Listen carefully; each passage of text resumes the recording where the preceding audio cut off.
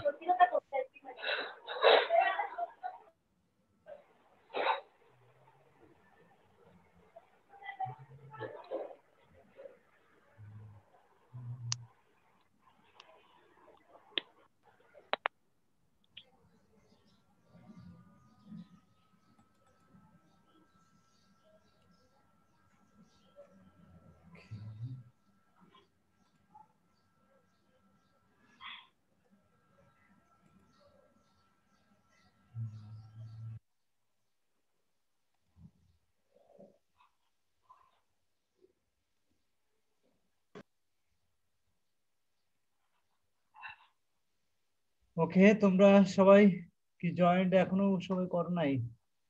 মাত্র 7 জন। আচ্ছা, তোমরা যারা জয়েন করছো তারা চ্যাট বক্সে তোমাদের নাম এবং রোল নম্বরটা লিখে ফেলো। একজন স্টুডেন্ট একবারই লিখবে, একাধিকবার লেখার প্রয়োজন নাই, একবার লিখলেই হবে। ওকে, আচ্ছা।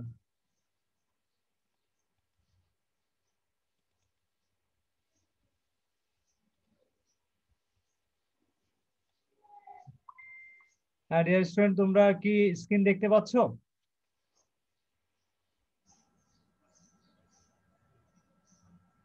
স্ক্রিন কি দেখা জি যাচ্ছে? স্যার, দেখা যাচ্ছে। দেখা যাচ্ছে না? আচ্ছা, ঠিক আছে।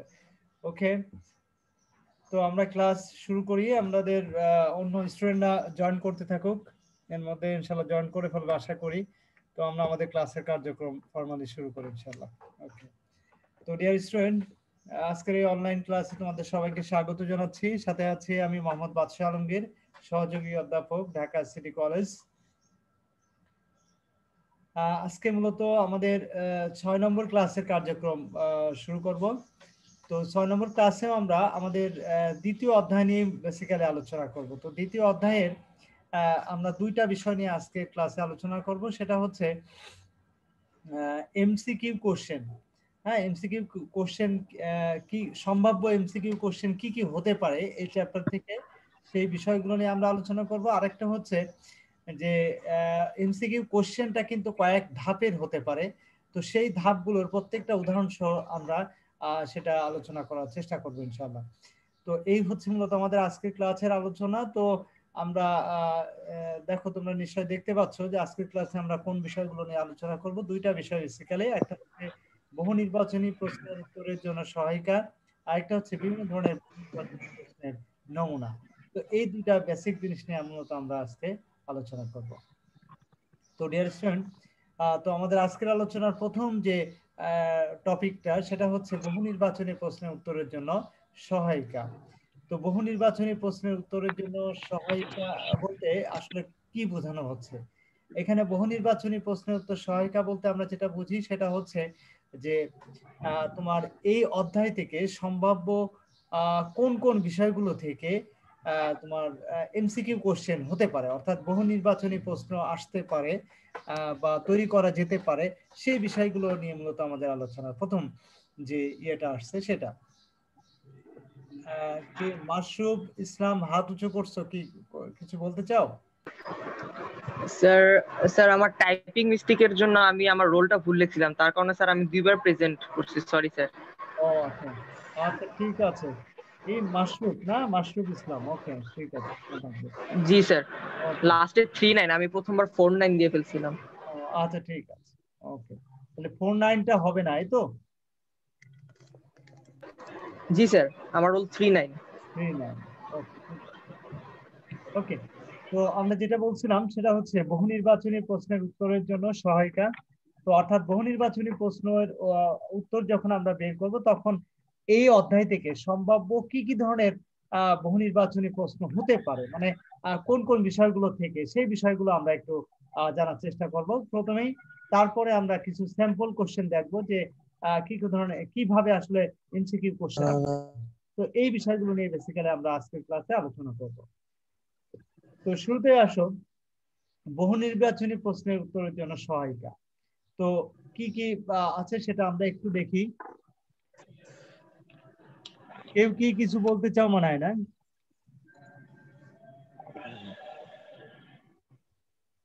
কেউ কিছু বলতে চাচ্ছ?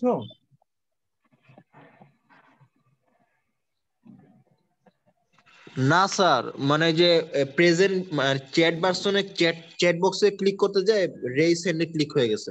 আচ্ছা আচ্ছা আচ্ছা, ঠিক আছে। না স্যার সেটাই মনে হলো, এই জন্য আমি ইয়ে করলাম। ওকে, এনিহাউ। সাথে সাথে লোয়ার করে দিছি। হ্যাঁ হ্যাঁ, ঠিক আছে। তো আমরা আলোচনা শেষ করি, তারপর তোমাদের কোশ্চেন থাকলে আমরা সেগুলো নিয়ে আলোচনা করবো ইনশাল্লাহ। হ্যাঁ, ওকে।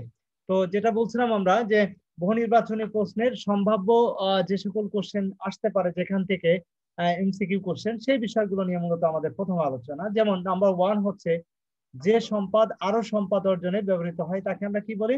মূলধন বলি। তো এই বিষয়টা নিশ্চয় বুঝতে পারছো যে সম্পদ আরো সম্পদ অর্জনের ক্ষেত্রে ব্যবহার করা হয়, এই ধরনের বিষয়কে আমরা মূলত মূলধন হিসেবে গণ্য করি।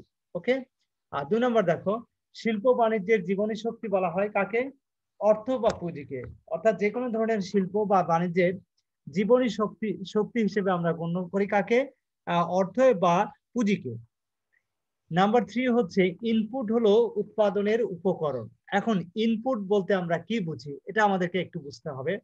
ইনপুট হচ্ছে, ইনপুট এবং আউটপুট এই দুইটা শব্দ নিশ্চয় তোমাদের কাছে পরিচিত। আউটপুট বলতে আমরা রেজাল্টকে বুঝি, আর ইনপুট বলতে উপকরণকে বুঝি। অর্থাৎ যে সমস্ত উপকরণ ব্যবহার করার মাধ্যমে একটা রেজাল্ট আমরা বের করে নিয়ে আসার চেষ্টা করি, তো ওই রেজাল্টটাকে বেসিক্যালি আমরা ইনপুট হিসেবে গণ্য করি। ওকে, তাহলে ইনপুট হলো মূলত উৎপাদনের উপকরণ, অর্থাৎ উপকরণগুলোই বেসিক্যালি হচ্ছে ইনপুট। আর যেটা সেখান থেকে যেটা আমরা ফাইনাল রেজাল্ট হিসেবে যেটা পাই সেটাই হচ্ছে বেসিক্যালি আউটপুট। ওকে, দেন এরপর 4 নম্বর দেখো বলছে উৎপাদনের পঞ্চম উপাদান হচ্ছে পঞ্চম উপাদান বলা হয় মানব সম্পদকে। আমরা জানি উৎপাদনের উপাদান কয়টা? 4টা। তো এখন বলা হচ্ছে যদি উৎপাদনের পঞ্চম উপাদান বলা হতো তাহলে মানব সম্পদকে মূলত পঞ্চম উপাদান বলা হতো। অর্থাৎ এক্ষেত্রে কিন্তু উৎপাদনের 4টা উপাদান কি কি? ভূমি, শ্রম, মূলধন, সংগঠন। এখন এই যে দেখো শ্রম যেটা দেয়া হচ্ছে বেসিক্যালি, এই শ্রমটা মূলত মানব সম্পদের মাধ্যমে কিন্তু এটা দেয়া হয় বেসিক্যালি। সে কারণে আমরা শ্রমটা বলতে আসলে বেসিক্যালি মানব সম্পদকেই মিন করে।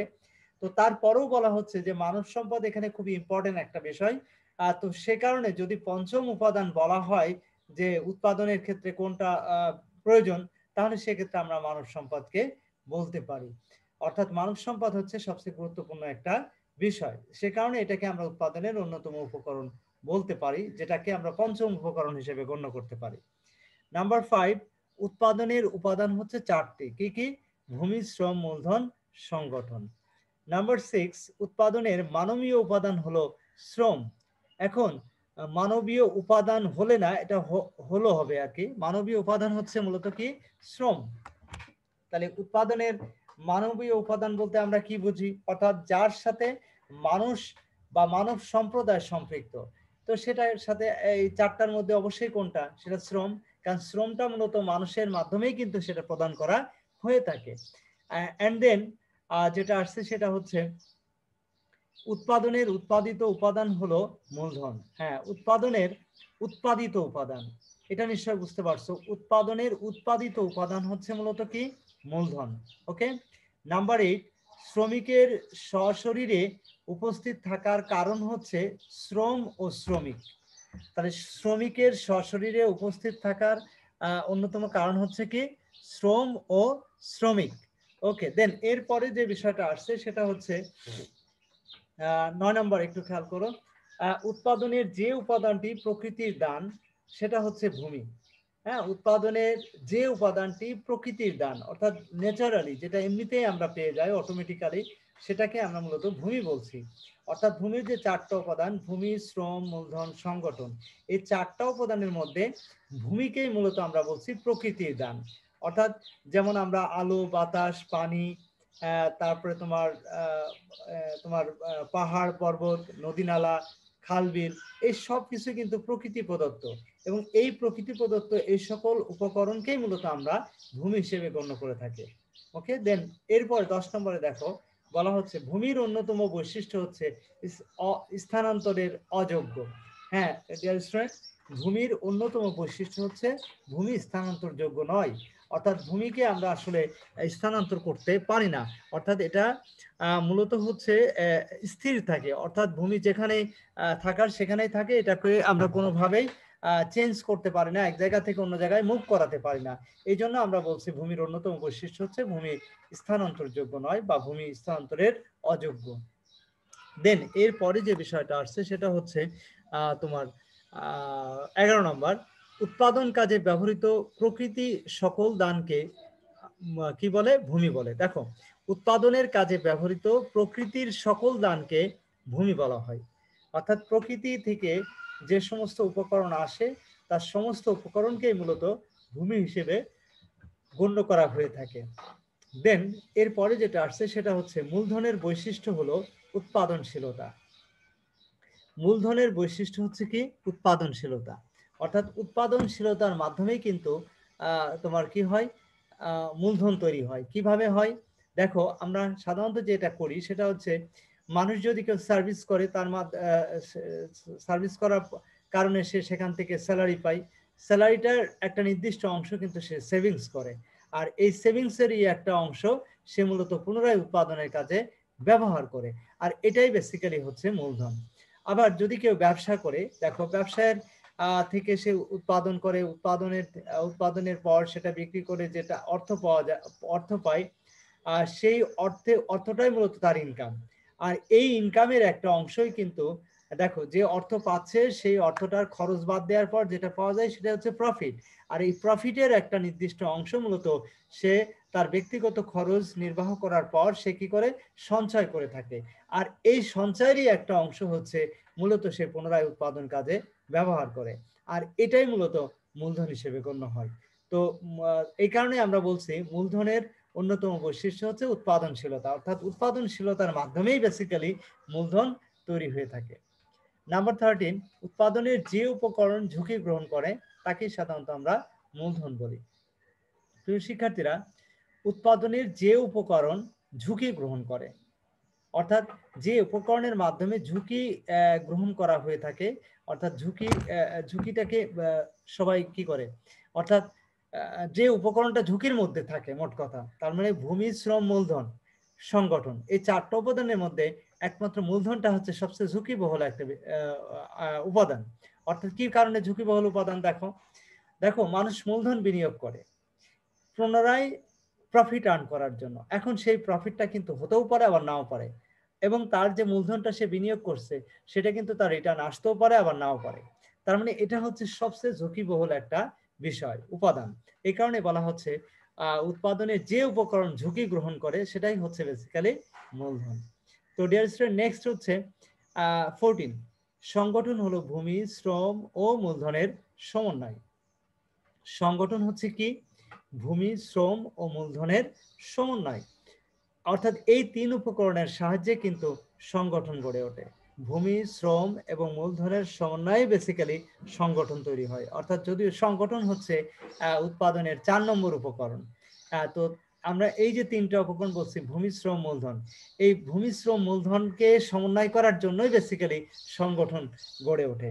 আর সংগঠন গড়ে ওঠে ওই যে কতিপয় ব্যক্তি, তারা কি করে, একটা নির্দিষ্ট কাঠামোর মাধ্যমে তারা তাদের কার্যক্রম পরিচালনা করতে চায়, আর ওই কাঠামোটাই হচ্ছে বেসিক্যালি সংগঠন। দেন এরপরে যেটা আসছে সেটা হচ্ছে তোমার 15 নম্বর, তাঁতীয় কাপড় বুনন পেশাগত শ্রম বিভাগের অন্তর্ভুক্ত। হ্যাঁ ডিয়ার স্টুডেন্ট, তাঁতের যে কাপড় যারা তৈরি করে তাদেরকে আমরা কি বলি? তাদেরকে আমরা মূলত যারা যে তাঁতি বলি, তাদেরকে তাঁতের কাপড় যারা বুনন করে এবং এই পেশার সাথে যারা জড়িত তাদেরকে আমরা তাঁতি বলি। তো এখন এই তাঁতি, এটা হচ্ছে মূলত এক ধরনের পেশাগত শ্রম।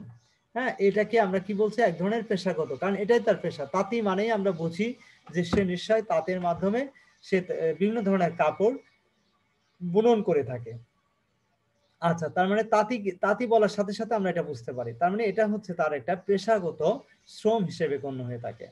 নাম্বার 16, সর্বনিম্ন দুইজনকে নিয়ে অংশীদারি সংগঠন গড়ে ওঠে। হ্যাঁ, তোমরা নিশ্চয়ই এটা ব্যবসা প্রয়োগ ও নীতির যে ইয়েটা আছে, অর্থাৎ বিপিপি যে তোমার কোর্সটা আছে, সেখানে নিশ্চয়ই তোমরা এই বিষয়টা অবশ্যই পড়েছো। অংশীদারি কারবার বলে একটা চ্যাপ্টার আছে সেখানে। তো সেখানে তোমরা নিশ্চয়ই পড়েছো যে অংশীদারি কারবারে সর্বনিম্ন 2 জন এবং সর্বোচ্চ তোমার 20 জন হবে সাধারণ অংশীদারি কারবারের ক্ষেত্রে। কিন্তু যদি সেটা ব্যাংকিং অংশীদারি কারবার হয়, তাহলে সেক্ষেত্রে সর্বোচ্চ 10 জন অংশীদার হয়ে থাকে। তো এটাই হচ্ছে মূল বিষয়। 17 নম্বর কি বলছে দেখো, ব্যাংকিং অংশীদারি সংগঠনের সর্বোচ্চ অংশীদার হচ্ছে 10 জন। ব্যাংকিং অংশীদারি সংগঠনের সর্বোচ্চ অংশীদার হচ্ছে কতজন? 10 জন। এই যে আমরা একটু আগেই বললাম। আচ্ছা, সাধারণ অংশীদারি কারবারের সদস্য কতজন হবে? 20 জন হবে। ওকে, দেন এরপরে যেটা আসছে দেখো 18 নাম্বার, সংরক্ষণ প্রক্রিয়ার মাধ্যমে সময়গত উপযোগ সৃষ্টি হয়। হ্যাঁ ডিয়ার স্টুডেন্ট, সংরক্ষণ প্রক্রিয়া। এখন সংরক্ষণ প্রক্রিয়া বলতে কি বুঝি এটা আমাদেরকে একটু বুঝতে হবে।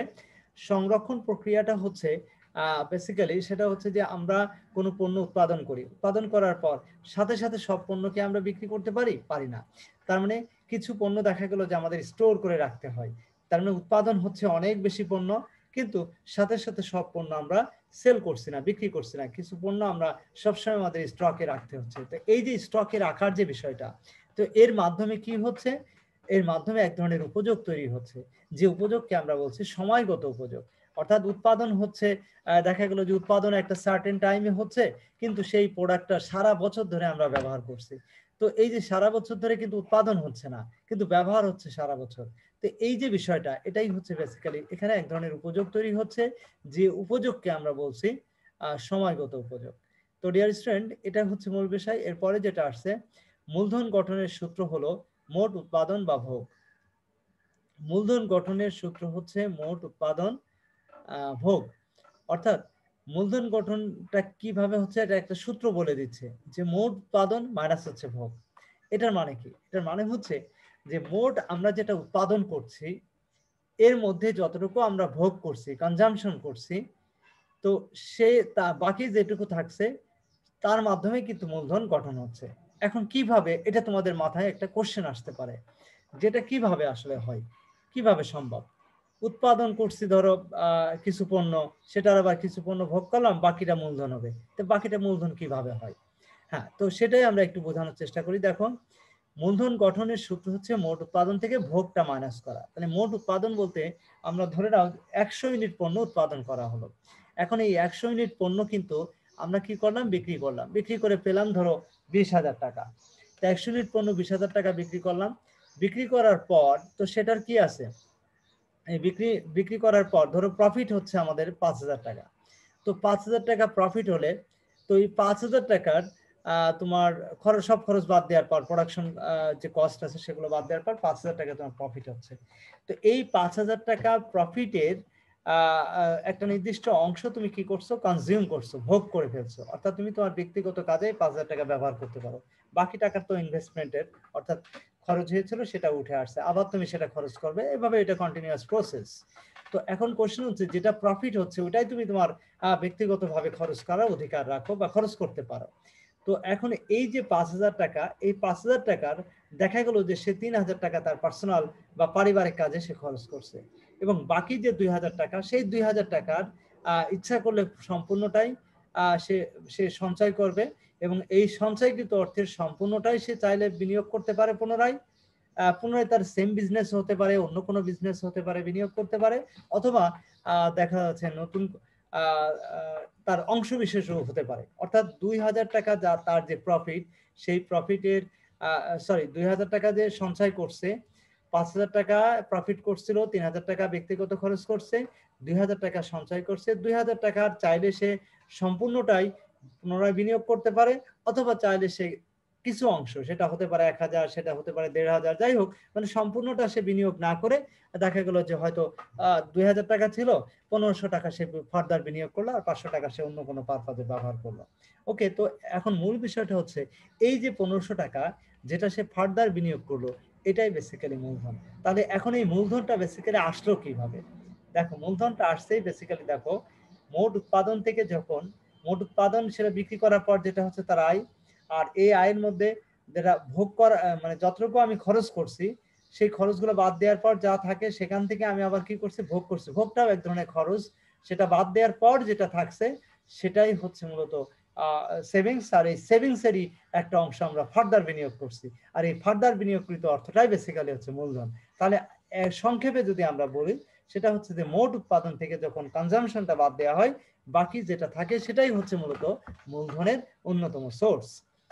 নাম্বার 20, সংগঠনের মাধ্যমে সকল মানবীয় ও অমানবীয় সম্পদ একত্রিত করা হয়।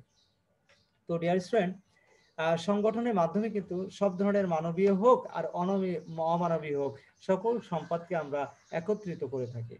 দেন এরপরে চলে আসো দেখো 21 নম্বর কোশ্চেন। সংগঠনের বৈশিষ্ট্য হচ্ছে অপরিবর্তনশীলতা। হ্যাঁ, সংগঠন কিন্তু সবসময় যে সহজে পরিবর্তন হয়ে যায়, যে কোনো সময় পরিবর্তন হয়ে যায় সেরকম না, এটা অনেকটা অপরিবর্তনশীল বিষয়।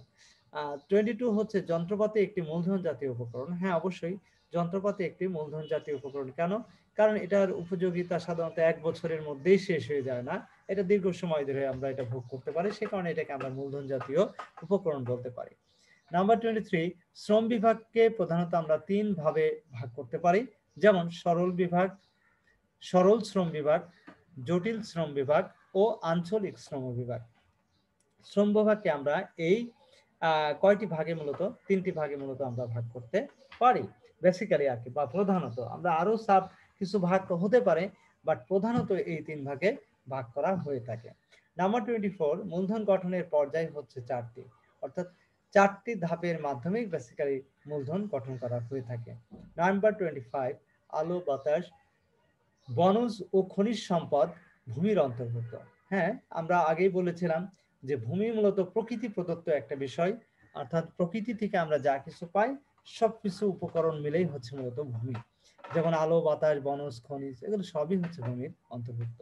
নাম্বার 26, ভূমির উৎপাদন ক্ষমতার তারতম্য দেখা দেয়, যেমন প্রকৃতির কারণে। হ্যাঁ, অর্থাৎ ভূমির উৎপাদন ক্ষমতার তারতম্যটা আমরা প্রকৃতির কারণে কিন্তু লক্ষ্য করি। কেন তারতম্যটা হয়? প্রকৃতির কারণে। যেমন ধরো অনেক জায়গায় দেখা যাচ্ছে প্রচুর বৃষ্টি হচ্ছে, অনেক জায়গায় প্রচুর খরা হচ্ছে। আবার দেখা গেল যে অনেক জায়গায় দেখা যাচ্ছে যে স্বাভাবিক যে যখন যে পরিমাণ বৃষ্টি দরকার সেই পরিমাণ বৃষ্টি হচ্ছে। তো তার মানে হচ্ছে যে এই যে বিষয়টা এটা কিন্তু ন্যাচারালি এটা হয়ে থাকে, এটা কিন্তু আমাদের মানে ব্যক্তিগত মানুষের কোনো ইচ্ছার এখানে প্রতিফলন ঘটে না। তো মূল বিষয় হচ্ছে যে এটাকে এ কারণেই আমরা বলছি যেটা প্রকৃতির একটা বিষয়। দেখা গেল যে পাহাড়ি অঞ্চল সমতল ভূমি, পাহাড়ি অঞ্চল সমতল ভূমিতে যে পরিমাণ ফসল উৎপাদন হয় একটা ক্ষেতে, পাহাড়ি অঞ্চলে সে পরিমাণ ফসল উৎপাদন হয় না, বা এমনকি সেখানে চাষ করাটাও হচ্ছে একটা কঠিন থেকে কঠিনতম একটা বিষয়। তো এই বিষয়গুলো আমাদের একটু খেয়াল রাখতে হবে। তো ডিয়ার স্টুডেন্ট, এরপরে যে বিষয়টা আসছে সেটা হচ্ছে তোমার কি বলছিলাম আমরা, ভূমির উৎপাদন ক্ষমতার তারতম্য দেখা দেয় প্রকৃতির কারণে। ওকে, 27 হচ্ছে ভূমির ক্ষেত্রে প্রান্তিক হ্রাস বৃদ্ধিজনিত উৎপাদন রেখা বিধিটি প্রযোজ্য। এটার অর্থ হচ্ছে ভূমির ক্ষেত্রে প্রান্তিক হ্রাস বৃদ্ধিজনিত যে উৎপাদন রেখা সেটি প্রযোজ্য হবে। কেন? দেখো একটু মনোযোগ দিয়ে শুনে নাও। সেটা হচ্ছে যে আমরা সাধারণত এটা একটা ইকোনমিক্সের টার্ম আর কি, এই বিষয়টা যে আমরা জানি যে কোনো ক্ষেত্রে একটা নির্দিষ্ট জমিতে একটা ল্যান্ডে বা খেতে যখন আমরা ফসল উৎপাদন করি তখন ওই প্রথম দিকে যে পরিমাণ ফসল আমরা উৎপাদন করছি পরবর্তীতে দেখা গেল ওই জমিতে বেশি পরিমাণ অর্থ বিনিয়োগ করার কারণে ওই ক্ষেত্রে দেখা গেল যে অনেক বেশি পরিমাণ অর্থ, বেশি সার, বেশি অন্যান্য ভালো উপকরণ, ভালো বীজ দেওয়ার কারণে দেখা গেল ফসল উৎপাদন বৃদ্ধি পাবে। তো এইভাবে দেখা গেল যে হয়তো কয়েক বছর ধরে এটার উৎপাদনটা অব্যাহতভাবে এটা বৃদ্ধি পেতে পারে। তো এটার সমস্যা নাই, কিন্তু মূল প্রবলেমটা হচ্ছে যে একটা সার্টেন টাইম পরে তুমি যতই বেশি সার দাও না কেন, যতই বেশি সেখানে ভালো উপকরণ, ভালো বীজ তুমি বপন করো না কেন, ওই ক্ষেত থেকে কিন্তু হয়তো তোমার টার্গেট অনুযায়ী ফসল তুমি উৎপাদন করতে পারছো না। তার মানে হচ্ছে যে এক্ষেত্রে আমরা যে মূল বিষয়টা সেটা হচ্ছে যে তোমার টার্গেট অনুযায়ী আমরা ফসল উৎপাদন করতে ব্যর্থ হচ্ছি। তার মানে একটা সার্টেন টাইম পর্যন্ত ফসলটা বৃদ্ধি পাবে, কিন্তু তারপরে আবার দেখা গেল যে ওই ইসের থেকে তোমার ক্ষেতের যে ফসল উৎপাদনের বিষয়টা সেটা কিন্তু আস্তে আস্তে আবার কমতে থাকবে। তার মানে এই যে বিধি, এই বিধিটাকে বেসিক্যালি বলা হয় হ্রাস বৃদ্ধিজনিত উৎপাদন রেখা বিধি, যেটা মূলত ভূমির ক্ষেত্রে প্রযোজ্য হবে। নেক্সট হচ্ছে 28, ভূমির যোগান প্রকৃতির উপর নির্ভরশীল। নিঃসন্দেহে এটা সবাই বুঝতে পারছো। নাম্বার 29, যন্ত্রপাতি, কাঁচামাল ক্রয়, শ্রমিক নিয়োগ প্রভৃতি নিয়ে কাজ করে কে? সংগঠন। আচ্ছা, নাম্বার 30, একজন শিক্ষক শিক্ষকতা ছেড়ে ব্যবসা শুরু করলেন, একে মূলত পেশাগত গতিশীলতা বলে। অবশ্যই, অর্থাৎ সে এক পেশা থেকে অন্য পেশায় চলে গেল, অর্থাৎ সে আগে শিক্ষক ছিল, এখন ব্যবসা শুরু করলো, আগে ব্যাংকার ছিল, এখন সে শিক্ষকতা প্রফেশনে আসলো, দ্যাট ইজ পেশাগত গতিশীলতা। ওকে ডিয়ার স্টুডেন্ট, নেক্সট যেটা আসছে সেটা হচ্ছে, নেক্সট পেজে চলে যাই আমরা। শ্রমিকের দাম নির্ধারণ করে কে?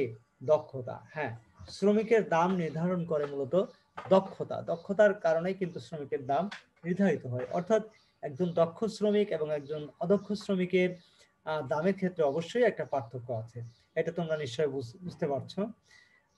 আবহাওয়া, জলবায়ু, সূর্যের আলো, পানি ইত্যাদি ভূমি উপাদানের অন্তর্ভুক্ত। অবশ্যই আবহাওয়া, জলবায়ু, সূর্যের আলো এগুলো সবই কিন্তু ন্যাচারালি আসে, প্রকৃতি প্রদত্ত বিষয়। এই বিষয়গুলো উৎপাদনের অন্তর্ভুক্ত, ভূমি উপাদানের অন্তর্ভুক্ত। নাম্বার 33, একজন ডাক্তার রোগীদেরকে যে পরামর্শ দেন সেটা কোন ধরনের শ্রমের অন্তর্ভুক্ত? এটাকে আমরা মানবিক শ্রমের অন্তর্ভুক্ত বলে থাকি। ওকে, আচ্ছা। নাম্বার 35, একই পেশা বা পদবিতে এক প্রতিষ্ঠান হতে অন্য প্রতিষ্ঠানে যোগদান করলে তাকে আমরা আনুভূমিক গতিশীলতা বলি। হ্যাঁ ডিয়ার স্টুডেন্ট, একটু খেয়াল করো, একই পেশা বা পদবিতে এক প্রতিষ্ঠান থেকে অন্য প্রতিষ্ঠানে যোগদান করলে, একই পেশায়, তার মানে ধরো একজন ব্যাংকার আর সে ধরো এভিপি, অ্যাসিস্ট্যান্ট ভাইস প্রেসিডেন্ট, তো সে কি করলো, সেম প্রফেশনেই সে অন্য একটা ব্যাংকে মূলত কাজ শুরু করলো, অন্য একটা ব্যাংকে যোগদান করলো, এক ব্যাংক থেকে রিজাইন করে অন্য ব্যাংকে জয়েন করলো, সেম প্রফেশন, সেম পদবিতেই, সেম পেশা, মানে সে ব্যাংকার হিসেবেই কাজ শুরু করছে এবং সে সেম পদবিতেই, সেম পদবি বলতে কি, সে দেখা যাচ্ছে এভিপি হিসেবেই দেখা গেল সেই প্রতিষ্ঠানে সে যোগদান করছে। তার মানে হচ্ছে এই ধরনের যে গতিশীলতা, এটাকে মূলত আমরা আনুভূমিক গতিশীলতা বলে থাকি। নাম্বার 36, স্তরগত গতিশীলতার কারণে একজন শ্রমিক বেশি পরিমাণে দায়িত্বশীল ও কাজের প্রতি আগ্রহী হয়। হ্যাঁ, স্তরগত গতিশীলতা, স্তরগত গতিশীলতা মানেই হচ্ছে প্রমোশনের বিষয়টা। যেমন ধরো শিক্ষকতার ক্ষেত্রে যখন সে তোমার কলেজ লেভেল বা ইউনিভার্সিটি লেভেলে যখন সে জয়েন করে, তখন আমরা তাকে মূলত একজন লেকচারার বলে থাকি, অর্থাৎ প্রভাষক হিসেবে গণ্য করি। এরপরে প্রভাষক থেকে সে হয়তো তার নির্দিষ্ট সময় পরে বা certain criteria maintain fill up করে সে তাকে পদোন্নতি দেওয়া হয় সহকারী অধ্যাপক পদে, অর্থাৎ অ্যাসিস্ট্যান্ট প্রফেসর পদে। তো এখন এই যে অ্যাসিস্ট্যান্ট প্রফেসর হলো, তারপরে আবার তার দক্ষতা, যোগ্যতা বা নির্দিষ্ট সময় মেনটেন করার পর হয়তো তাকে সহযোগী অধ্যাপক অর্থাৎ অ্যাসোসিয়েট প্রফেসর হিসেবে তাকে প্রমোশন দেওয়া হলো। আবার দেখা গেলো আফটার সাম টাইমস বা সাম ক্রাইটেরিয়া মেনটেন করে তাকে কি করা হলো, প্রফেসর পদে, মানে অধ্যাপক পদে তাকে নিয়োগ দেওয়া হলো বা পদোন্নতি দেওয়া হলো। তো এই যে দেখো, এক স্তর থেকে অন্য স্তরে তাকে দেওয়া হচ্ছে, এটা কেন দেওয়া হচ্ছে? তার কাজের গতিশীলতা বৃদ্ধি করার জন্য। আর এই ধরনের গতিশীল ইয়েটাকে আমরা মূলত স্তরগত গতিশীলতা বলে থাকি।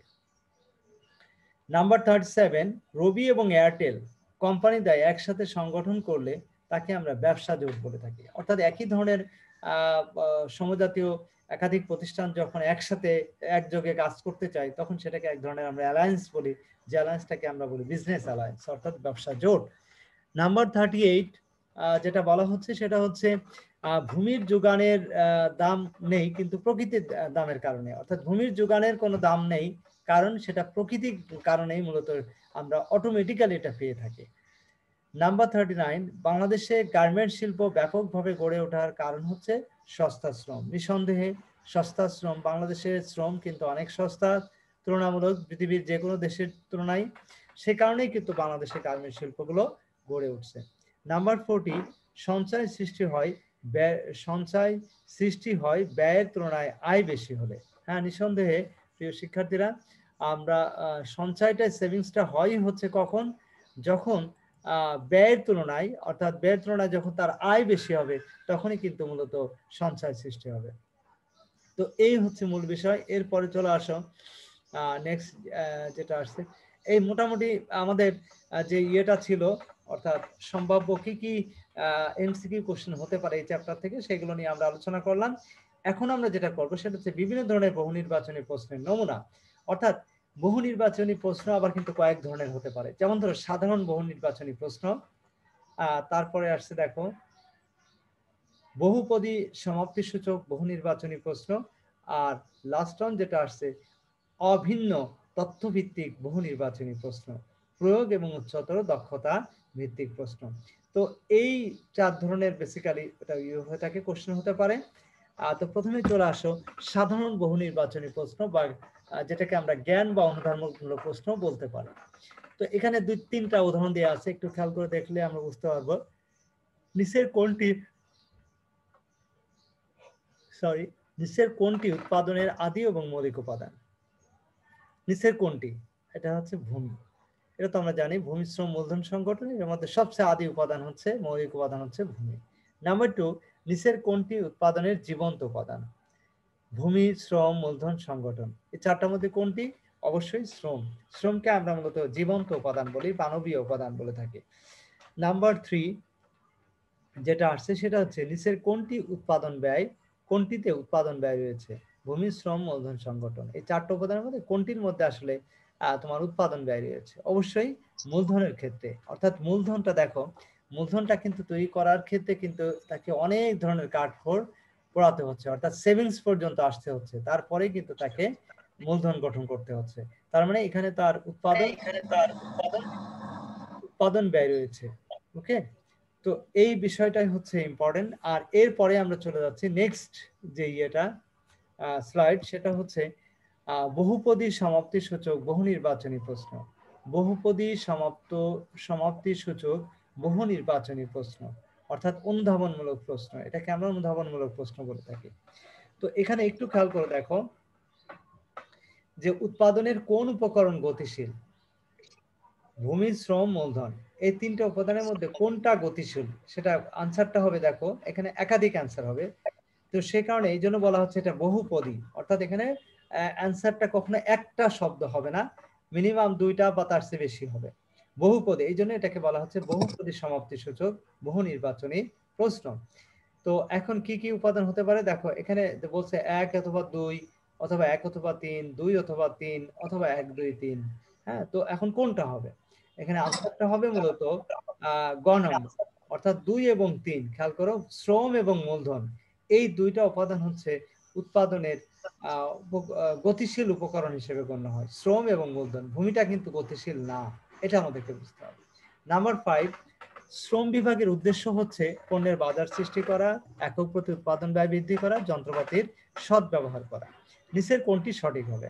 দেখো এখানে যেটা বলা হচ্ছে যে সেটা এক না 2, 1 না 3, 2 না 3, 2 এবং 3, 1, 2, 3। তার মানে এটা কোনটা হবে? বেসিক্যালি আমরা এখানে আনসারটা বলছি 1 এবং 3। কেন 1 এবং 3 বলছি? দেখো, শ্রম বিভাগের উদ্দেশ্য হচ্ছে পণ্যের বাজার সৃষ্টি করা। 2 নম্বর ছিল একক প্রতি উৎপাদন ব্যয় বৃদ্ধি, কিন্তু একক প্রতি উৎপাদন ব্যয় বৃদ্ধি করা শ্রম বিভাগের উদ্দেশ্য নয়। আর 3 নম্বর বলছে যন্ত্রপাতির সদ্ব্যবহার। হ্যাঁ, তার যন্ত্রপাতির সদ্ব্যবহার এবং পণ্যের বাজার সৃষ্টি, এই 2টাকে উদ্দেশ্যকে সামনে রেখে সাধারণত শ্রম বিভাগ কাজ করে থাকে। তো এটা একটা বিষয়, শুধু 2টা না, আরো অনেক উদ্দেশ্য আছে, বাট আমাদের এখানে যেটা আছে সেখানে হচ্ছে এই 2টা বিষয় মূলত শ্রম বিভাগের সাথে জড়িত। ওকে, দেন এরপরে যেটা আসছে সেটা হচ্ছে অভিন্ন তথ্য ভিত্তিক বহু নির্বাচনী প্রশ্ন, যেটাকে আমরা প্রয়োগ এবং উচ্চতর দক্ষতার ভিত্তিক প্রশ্ন বলে থাকি। তো এখানে মূলত একটা উদ্দীপক আমরা লক্ষ্য করছি, এই উদ্দীপকের মাধ্যমে 2টা কোশ্চেনের আনসার আমাদেরকে দিতে হবে। সেটা কি? সেটা হচ্ছে নাম্বার, দেখো, সম্প্রতি মিস্টার রবিউল ঢাকার গাজীপুরে একটি কারখানার ভাড়া নিয়ে পোশাক তৈরি কাজ শুরু করেন। কারণ ওইখানে স্বল্প আয়ের প্রচুর মানুষ বসবাস করেন। মিস্টার রবিউল তার কারখানার শ্রমিকদের তাদের দক্ষতা অনুযায়ী কাজ বন্টন করে দেওয়াতে তার ব্যবসায়ের সফলতা দ্রুত আসে। নিশ্চয় তোমরা ইয়েটা বুঝতে পারছো। আমি তার আগে আরেকটু অ্যানাউন্সমেন্ট দিই যে যারা এখনো তোমরা চ্যাট বক্সে তোমাদের অ্যাটেন্ডেন্সটা লেখো নাই, তারা খুব দ্রুত লিখে ফেলো। আমাদের হয়তো আর 4 মিনিট মতো পরে, 4-5 মিনিট আছে আমাদের হাতে ম্যাক্সিমাম সময়, এর মধ্যে পরে কিন্তু ক্লাস শেষ হয়ে যাবে।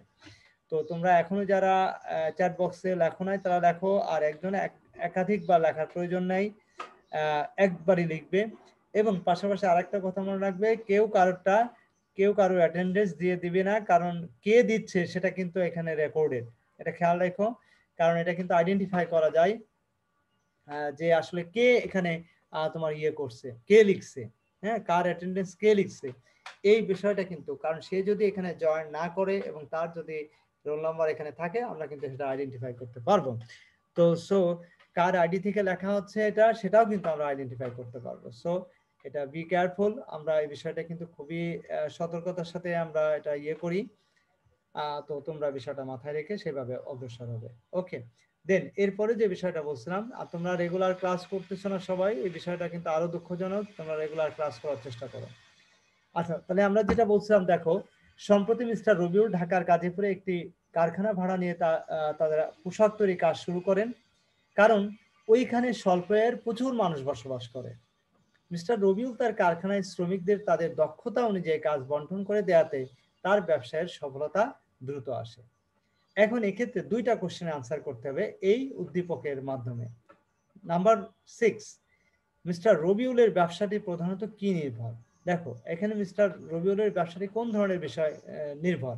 ভূমি, শ্রম, মূলধন, সংগঠন, এই 4টা উপাদানের মধ্যে কোনটা নির্ভর? আসলে অবশ্যই শ্রমিক নির্ভর, কারণ যে গার্মেন্টস ফ্যাক্টরি সে তৈরি পোশাক কাজ করেন, তো সেখানে মূলত ওই যে স্বল্প আয়ের মানুষ থাকে ওই এলাকাতে, সে কারণে কিন্তু সেখানে সে ওই কারখানাটা প্রতিষ্ঠিত করছে। তো এখানে মূলত শ্রম বেশিটা খুবই গুরুত্বপূর্ণ একটা বিষয়, কারণ শ্রমের মাধ্যমেই কিন্তু বেসিক্যালি পোশাক উৎপাদন করা সম্ভব।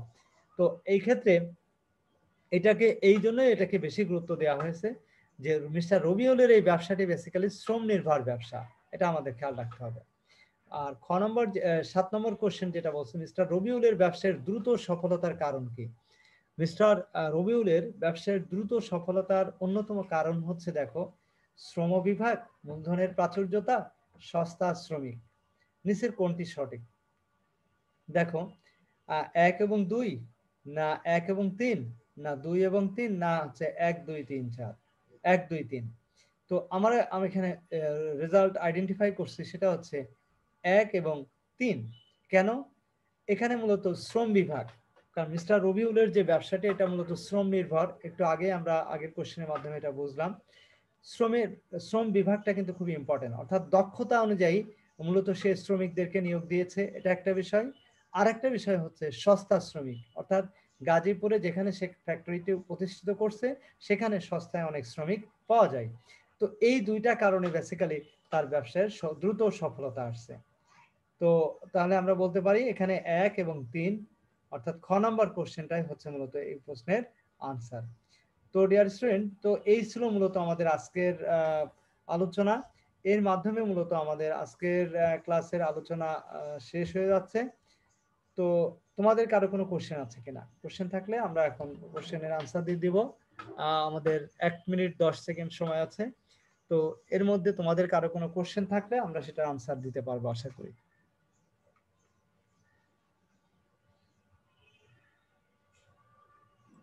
কারো কোনো কোশ্চেন আছে? তোমাদের কারো কোনো কোশ্চেন আছে কিনা?